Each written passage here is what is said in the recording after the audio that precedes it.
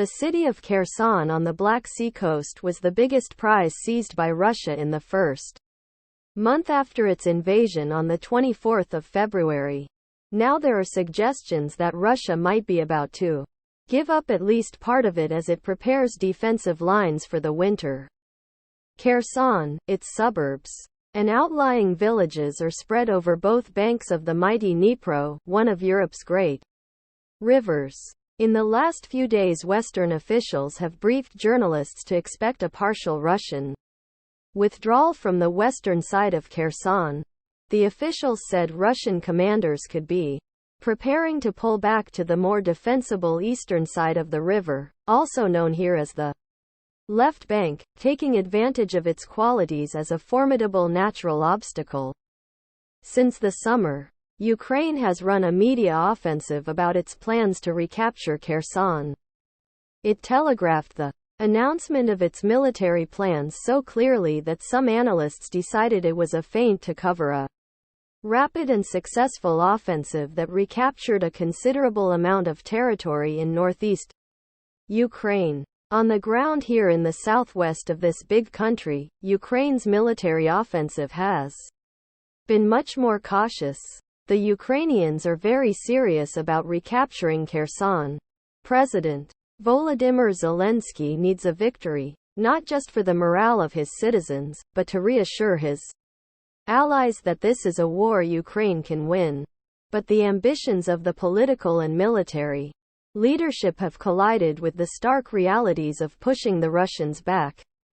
After spending several days this week on the Ukrainian lines around the Kherson perimeter, interviewing frontline soldiers as well as senior officers, it is clear that the men who have to fight in southwest Ukraine have learned the hard way that the Russians remain a formidable enemy.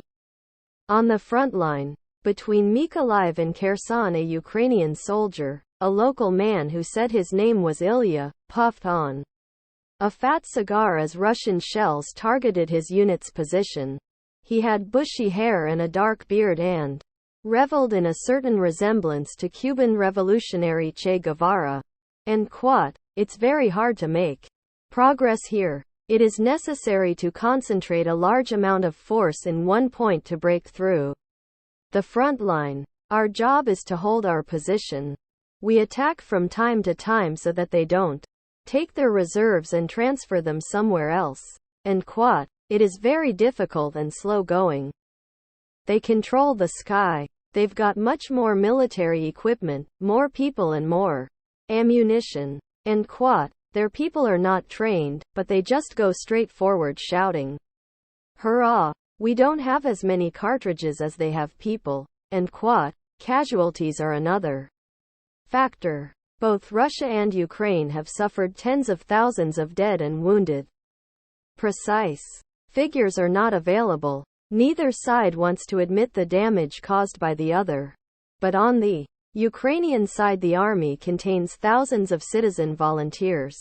Commanders need to protect the men they have in uniform. They do not want to lose any more experience, and are conscious that heavy casualties are bad for national morale. Ukraine is a big country, but it has a population of less than 40 million. The male population is already highly mobilized. On the front line, a major, who called himself en quote, Fugas en quote, toward his men's trenches and dugouts. When asked about the talk of an offensive, he was cautious.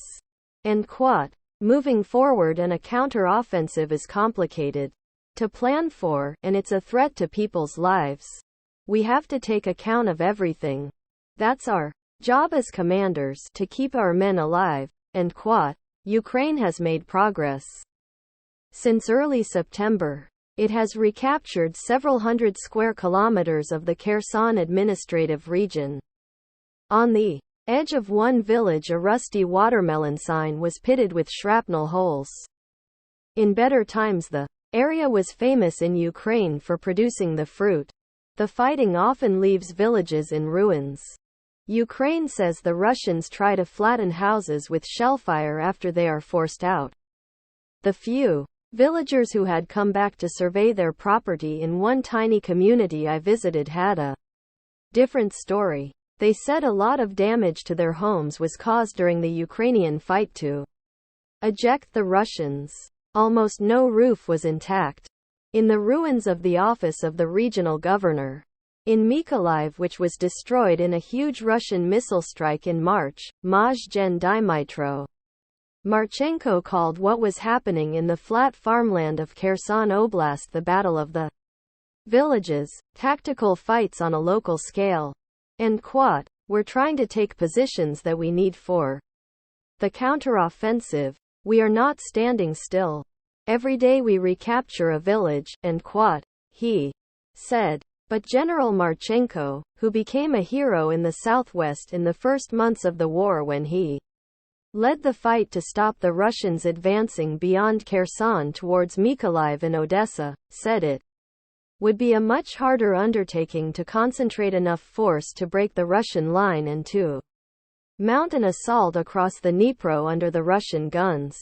For a proper counteroffensive, we need to have the required number of personnel, weapons and equipment. As soon as we get all this, a counteroffensive will take place. End quote. First of all, we need reactive artillery that can hit up to 300 kilometers, 180 miles, from us. And we need an air defense system, basics for any army in the world that wants to go on the offensive. End quote. For now the big prize, Kherson itself, remains in the hands of Russia.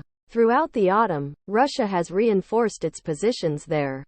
General Kirilo Budanov, head of Ukraine's Directorate of Military Intelligence, said in a recent interview that Kherson was defended by Russia's best units, from the Marines and airborne and special forces. It is hard to see why Russia would pull out of any part of Kherson unless it was under severe military pressure. The message from the front lines is that while Ukraine is taking villages in the big pocket Russia captured on the west side of the Dnipro River, it does not have the combat power to break through well-prepared Russian positions into Kherson city. That might change, as more powerful weapons arrive from the US and Ukraine's other allies in NATO. Some Ukrainian sources have dismissed reports that the Russians could be pulling back from part of Kherson as a ruse to draw them into a rash attack.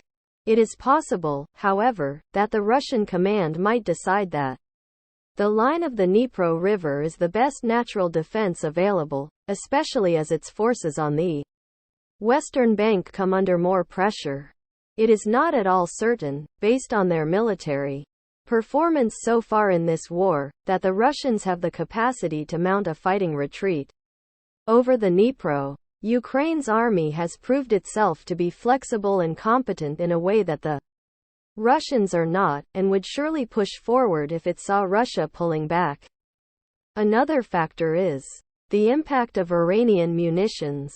Military sources here worry that Iran might supply more powerful drones or missiles than the ones that so far have shown themselves to be effective weapons. That would put Mykolaiv, the city down the coast from Kherson, under more pressure.